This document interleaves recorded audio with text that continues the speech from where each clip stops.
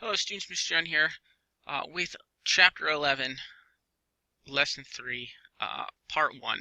It's called Sectionalism and Unity, or rather Unity and Sectionalism. So to begin with Lesson 3, let's paint a picture of how Americans were feeling at the time. The Federalists had been all but destroyed after the War of 1812. They were so unpopular they basically lost almost all power as a national party. So there's no great political divide, kind of like, like right now, there is a great political divide in the country. So imagine all that gone. It'd be pretty great, right? That's how it was in this time period. There was just no great political divide. It was nationally unified politically underneath Democratic Republicans. The U.S. had won the War of 1812, by the way, and people were feeling pretty good about it. There's a lot of nationalism, people being proud to be Americans. When Republican James Monroe ran for president in 1816, he had no real competitor and won quite handily. He was an old school fella with roots all the way back to the Revolution. He wore a powdered wig and breeches. Breeches are these funny half pants you see him wearing here. And all of this was out of style. He was kind of like the crazy old guy, but people were digging it because he was old school American, and everyone was, really proud to be an American. It all started with guys like Monroe and the Revolution. Everyone was feeling so good about this time period, they called it the era of good feelings. So, feeling pretty good about it. Era of good feelings. We could use another era of good feelings if you ask Mr. Young. So, when James Madison, the guy who was president after Jefferson during the War of 1812, when James Madison left office, leaving it to his successor James Monroe, he made a speech, kind of like Washington's farewell address. In his speech, he actually sounded more like a Federalist than a Republican, which is crazy, speaking for the need for government to guide the growth of American industry and supporting more federal power. So sort of a turn here. And other Republicans agreed. Basically, they had learned that the limited government that Thomas Jefferson had championed was too weak to deal with the problems of the nation and what they had faced and what they would continue to face. Basically, the War of 1812 taught them a hard lesson, like you need a little more government. This Jefferson idea of government is just it's not enough. It's not strong enough. And that leads us into what is called the American system. There was this guy, prominent politician, Henry Clay. We've heard of him before. He was the Republican Speaker of the House, so sort of the top dog in the House of Representatives. And he had this swell idea. He called it the American system. His plan was to help the nation grow with 3 steps. Step 1, spend money on infrastructure. This is internal improvements, things like roads and bridges, stuff like that. Make a new national bank and tariff imports. So Congress didn't really end up spending too much on infrastructure, but we'll read right now about a second national bank and tariffs. So the title is misleading, a second national bank. You see, the first national bank had been allowed to expire in 1811, so it's not that they were making a second national bank, it's that they were just remaking the national bank. This was the second time. They had allowed it to expire in 1811, so there's no national bank for really a few years.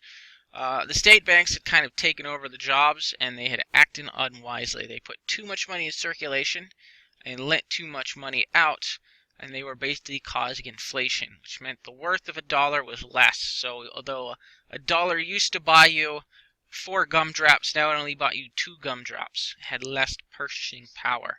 That's inflation. We've learned about it before.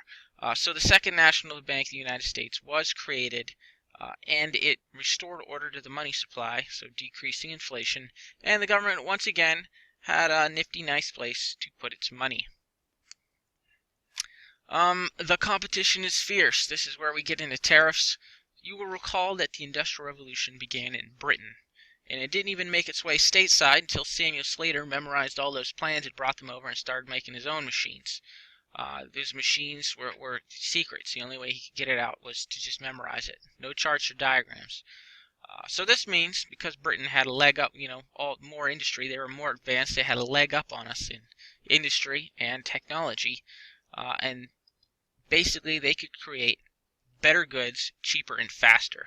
This was bad for U.S. business, and Britain knew it, so they would ship all their goods to the U.S., and people would buy the British goods because they were better and cheaper.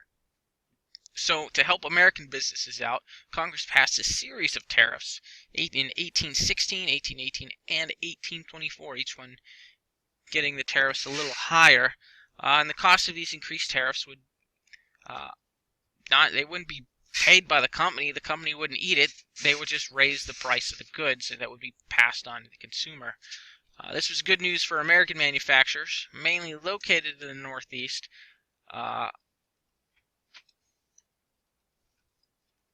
But down in the South, where they relied more heavily on imports, well, they were upset because all the government had managed to do was make their goods that they were buying more expensive. So the tariffs were helping the North at the expense of the South, and this caused resentment and growing sectionalism, which we'll learn about in a moment. To understand a tariff, I have this nice little graphic. So let's say in America it costs $4 to make a roll of cloth, and in Britain it costs $4 to make a roll of cloth, although it actually would have been cheaper from what we just learned. Now it gets shipped over, and people want to buy the British cloth instead of the American cloth because maybe it's better or maybe it's cheaper. So you pass a tariff on it to make the cost of the cloth more expensive. Now all of a sudden, your American roll of cloth costs $4, and the British one, because it is taxed with a tariff, it's now more expensive, making people want to buy the cheaper American cloth. That's a tariff. Sectionalism is a word used to describe that each part of the country had different goals and interests. Basically, we weren't one big thing that was the same, where everyone started to have different economies, industries, goals, and interests. So as a result, you started to have sort of fracturing to this era of good feelings. Each section of the United States, there were really three, and they all had their own sort of distinct political figurehead in Congress. So the Northeast was led by Daniel Webster of Massachusetts. In the West, it was Henry Clay of Kentucky, same one who had the American plan, and John C. Calhoun of the South, in South Carolina, more specifically, spoke, well, for the South. Things got pretty heated, and the era of sectionalism really brought an end to the era of good feelings. Boo. Wink, wink. That might be a question on the homework. Alright, let's hit up nationalism in the Supreme Court, and then we're going to talk about the assignment. I ended up breaking up this lesson into 2 days because it was long. So tomorrow we'll do Missouri Compromise and foreign policy, but for today we're going to stop at the national court here.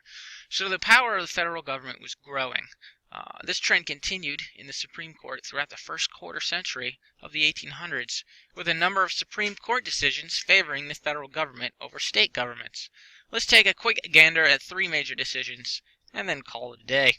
Fletcher v. Peck is an 1810 decision where the SCOTUS, Supreme Court of the United States, decided that the Fed could null and void state acts if they violated provisions of the Constitution. That kind of makes sense. State laws can't supersede the Constitution. McCulloch v. Maryland, I think we've mentioned this before. In this case, the state of Maryland tried to tax a local branch of the national bank, the Second National Bank. The SCOTUS sided with the Fed, saying states could not tax federal institutions. In this decision, Chief Justice John Marshall, he was appointed by John Adams, remember, a Federalist. Chief Justice John Marshall also has decided that the National Bank was constitutional, even though there was no mention of a national bank in the Constitution. He said, well, the Constitution gave them the power to lend and borrow money and make currency, so obviously it implied that you could have a national bank. That was a decision. Gibbons v. Ogden. In this decision of 1824, the Fed once more smacked the hand of state power. The state of New York had granted a steamboat company a monopoly on transportation between the states of New York and New Jersey. That means that only one company was allowed to operate there. That'd be like if Palks had a monopoly on education granted by the state here in Pennsylvania. That means we'd be the only school allowed. So you can see where that could be a problem and troublesome.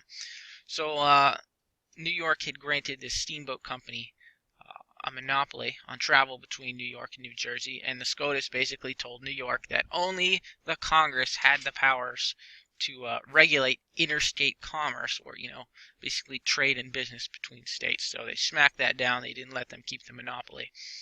Alright, so we're already pretty well into information here.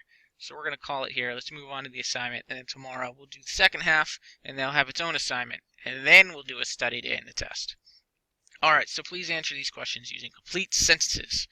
What caused the era of good feelings to come to an end?